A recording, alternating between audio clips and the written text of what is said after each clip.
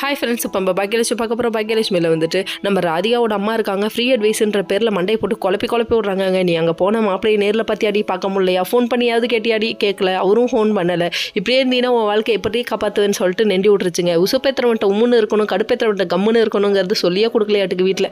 உடனே என்ன பண்ணுறதுன்னு தெரியாமல் இந்த பொண்ணு மறுபடியும் ஃபோன் பண்ண அவங்க பார்த்தா கோபி ஒரு பக்கம் தூங்கிட்டு இருக்காருங்க. உடனே எடுத்தோடனே அவரும் பேச ஆரம்பிச்சிட்டாங்க. இங்கே வீட்டில் நிம்மதியாக இருக்கேன், எல்லாரும் என்ன இப்படி கவனிச்சுக்கிறாங்க, அப்படி கவனிச்சுக்கிறாங்க, எங்கள் அம்மா அப்படி பார்த்துக்கிறாங்க, இப்படி பார்த்துக்கிறாங்க அப்படின்னு சொல்ல, என்னையும் மையுவையும் உங்களுக்கு தேடவே இல்லையான்னு சொல்லி கேட்க, தேடவும் நீ சொல்லவும் தான் ஞாபகம் வருது, என்னை எவ்வளோ மிஸ் பண்ணியிருக்காங்க இந்த வீட்டிலன்னு சொல்லிட்டு அப்படியே அடுக்கடுக்காக சொல்ல ஆரம்பிச்சிட்டாரு. அது மட்டுமா பாக்கியாவோட பிஸ்னஸ்க்கு நான் தான் ஐடியா கொடுத்தேன் அப்படி இப்படின்னு சொல்ல ஆரம்பிச்சோம். கடுப்பாயிடுச்சு அவங்களுக்கு. அது மட்டுமா ஹாப்பி இன்று முதல் ஹாப்பி அப்படின்னு சொல்லிட்டு பாட்டை போட்டு விட்டாங்க. அதுக்கப்புறம் பாக்கியான்ற பேரை விட்டேன்னு கடுப்பாகி ஃபோனை வச்சுட்டாங்க. அவங்க அம்மாட்ட ஒரு பக்கம் புலம்ப ஆரம்பிச்சிட்டாங்க. அதுக்கப்புறம் நம்ம கோபி வழக்கம் போல் சாப்பிட்டுட்டு படுக்க ஆரம்பிச்சிட்டாரு. படுத்ததுக்கப்புறமா என்னடா பாத்திரம் விட்டுற சத்தம் கேட்குது அப்படின்னு சொல்லிட்டு ஏஞ்சி வந்தா, பாக்கியா இவ்வளோ நேரம் வேலை செய்வாளா, இவ்வளோ நேரம் தூங்குவாளா, டே இவ்வளோ நேரம் கண்ணு தெரியாமல் இருந்தியாடா, போடா போ, சிக்னலில் உட்காந்து பிச்சை இடு, அந்த ரேஞ்சுக்கு போயிடுச்சுங்க.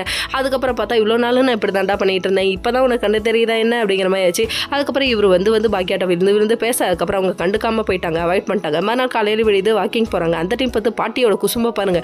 இப்போ தான் காதல் புறா இவங்க தனியாக உட்காந்துருக்காங்க. ஜோடி புறாவை சேர்த்து வைக்கிறதுக்காக இவங்க ட்ரை பண்ணுறாங்களாமா. எனக்கு கால் வலிக்குது கோபி, நீ போயிட்டு வா, நீ போய் நட அப்படின்னு சொல்கிறாங்க. அதுக்கப்புறம் மருமக பின்னாடியே இவர் ஃபாலோ மீ அப்படின்னு சொல்லிட்டு போகிறத பார்த்தோன்னே கடுப்பாயிடுச்சு. இவங்க ரெண்டு பேரும் தனியாக உட்காந்து பேசிகிட்டு இருக்கிறத பார்த்துட்டாங்க நம்ம ராதிகா. ஐயோயோ போச்சுப்பா. Okay friends, next